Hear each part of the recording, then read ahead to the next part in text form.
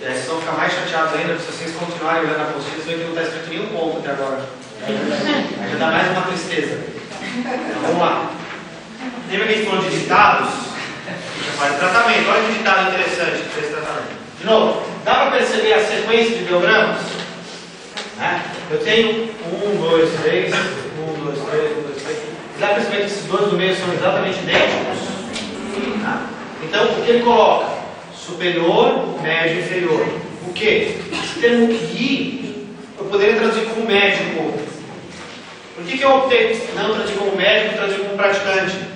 Para evitar confusões, porque na medicina chinesa, o Yi Shi é o médico ocidental. O Jun Yi Shi é o médico da medicina chinesa. Mas o termo Yi é o mesmo. Okay? Esse status de médico é equiparado da medicina ocidental da medicina chinesa. No Brasil não é assim, então não coloco. Então o que ele coloca? Que o médico superior, e aí eu termo de novo, seria medica, né? Ou seja, o praticante superior pratica no país. Esse termo po é país. Tanto, lembra que eu falei? China é literalmente Jun-po. Ok? O praticante mediano, o praticante de nível médio, pratica na pessoa. O praticante inferior pratica na doença. O que ele está querendo dizer? O praticante superior ele não vai se preocupar só com o paciente. Ele vai se preocupar com o meio onde ele vive, com as condições onde ele vive, com as outras pessoas relacionadas com ele. Poderia falar pratica na sociedade. Deu para entender? Ele não foca só na atender aquela pessoa. Ele está preocupado naquela pessoa, mas em relação ao todo. Atender mais pessoas, melhorar a saúde da população. É nesse sentido.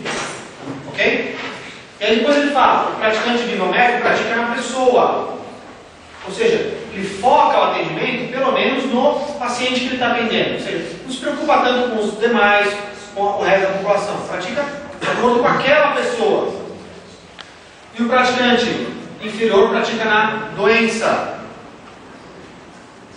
Lógico que a doença é do paciente, concorda comigo? Mas quando fala praticar na pessoa, quer dizer, às vezes até prevenir a doença da pessoa, tratar aquela pessoa que ela não fique doente, melhorar as condições dela e praticar a doença assim. Depois que já aconteceu a doença, eu vou lá e tenho que tratar. Não quer dizer que todos nós sejamos praticantes inferiores porque o paciente já chega doente para a gente, porque a realidade era outra. Tinha aquela realidade do praticante do vilarejo, do praticante da região, que ele fazia a prevenção da população, o praticante da família, que atendia a todos. Hoje em dia não, quando a pessoa já vem, ela já vem com alteração. Mas concorda que às vezes na prática de vocês, você já tem um ou outro paciente daquele que já vem para fazer prevenção? Aí você já está praticando. Ou seja, não necessariamente quer dizer que um é melhor que o outro. É uma hierarquia que eles colocaram, separando. O que é interessante de novo é ver que nos ditados vocês vão perceber sempre uma estrutura similar nas frases. Tá? Então esse é um princípio interessante para tratamento. Outro ditado importante, que a gente usa muito na medicina chinesa, ontem a gente falou bastante em Bianchen. Bian, da ideia de identificar, selecionar, diferenciar as síndromes. Não é discutir, por exemplo, é o tratado, mas é discutir, raciocinar, pensar, estabelecer, pedir é tratamento. Então, normalmente a gente traduz como fazer o tratamento ou tratar baseado na diferenciação dos síndromes. Este é a grande frase da medicina chinesa. Se a gente fala assim, se pudesse falar de uma frase que é típica da medicina chinesa, é isso aqui: tratar com base na diferenciação de síndromes. Antes de falar um pouco da explicação dela, desde que a gente está falando entre ontem e hoje, deu para entender que tratar com base na diferenciação de síndromes não pode estar separado de identificar a doença? É isso que tem que estar claro. Eu vou tratar baseado na síndrome que afeta o paciente que tem aquela doença. Deu para entender isso? Então, o tratamento é na síndrome. Por quê? Porque é aquilo que acomete o paciente naquele determinado momento. Porém, aquele paciente tem uma doença. É isso que eu tenho que se lembrar. Então, significa que eu vou pressupor que o tratamento com base nas síndromes da medicina chinesa que o paciente apresenta, na prática, padronizado, ou seja, aquilo que ficou conhecido como medicina tradicional chinesa, aquilo que é o que a gente chama do padrão hoje na medicina chinesa, é a base. Nessa prática, o tratamento é primariamente decidido com base na síndrome que o paciente apresenta. e somente secundariamente no seu diagnóstico. Por que essa questão de secundariamente? Porque, de fato, o tratamento é na síndrome, em relação à doença que ele tem. Então, o tratamento da medicina chinesa, ele é focado na insônia. Xinha é focado na insônia?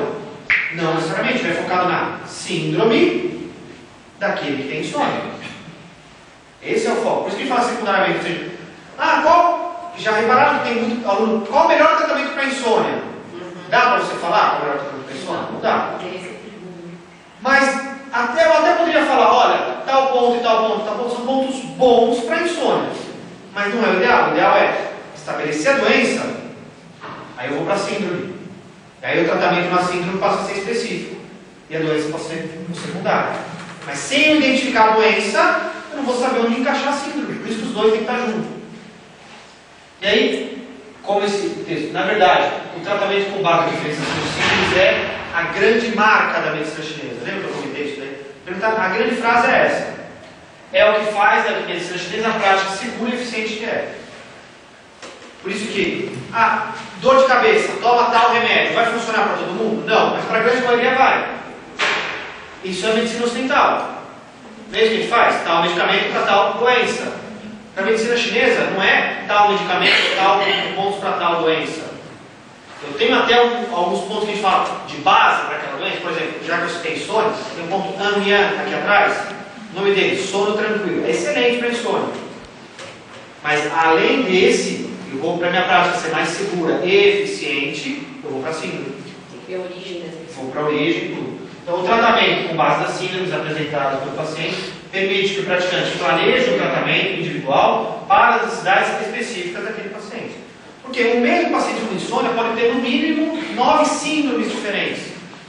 E às vezes as síndromes são opostas. Ontem a gente deu um exemplo bem simples: resfriado, uma doença chinesa. Eu posso ter do tipo vento frio e do tipo vento calor. Um tratamento, eu posso usar técnicas de aquecimento, outro tenho que usar técnicas de limpar calor. Se eu uso técnica de aquecer aquele que tem calor, eu posso agravar. Se eu uso técnica de limpar calor naquele que já tem frio, eu posso agravar. Deu para entender? Por isso que não é só saber qual é a doença, eu preciso saber qual a doença. Mas a grande massa na medicina chinesa é Aí você vai detalhar, né? Eu vou detalhar. O problema é que tem gente que fica só nisso, que a gente está batendo uma tecla desse final de semana. Fica só nisso e esquece da doença. Daí a mesma síndrome pode ter doença diferente e o tratamento vai ser diferente. Tá? Esse é outro ditado. Outro ditado interessante é que para tratar a doença, de literalmente tratar a doença, ou seja, no tratamento da doença, buscar a raiz. No tratamento da doença, é importante que eu busque a raiz dela. Normalmente, quando eu falo da raiz, eu estou falando das causas dessa doença, né? Aquilo que originou essa doença. É importante eu saber. Aquela causa pode já ter se transformado? Pode. Mas é importante eu saber a causa. Por quê? Para entender o mecanismo da doença. Lembra, a gente citou como exemplo a obesidade. Tem acúmulo de mucosidade. Normalmente esse acúmulo de mucosidade vem porque o paciente tinha uma retenção de umidade. Essa retenção de umidade normalmente vem porque esse paciente teve uma deficiência de baço, na questão de transporte e transformação. E pode ser que essa deficiência de baço tenha surgido por ingerir em excesso alimentos de natureza fria. Ou alimentos que geram umidade, prejudicam o baço e assim por diante. Se eu não voltar atrás e entender esse mecanismo, às vezes a falha vai ser no final do tratamento. Eu uso só ponto para tirar a mucosidade, mas se eu não inibir essa causa, eu posso ter um retorno da função do paciente. Ok? Então, é importante do resfriado, se é vento frio ou vento calor, por exemplo.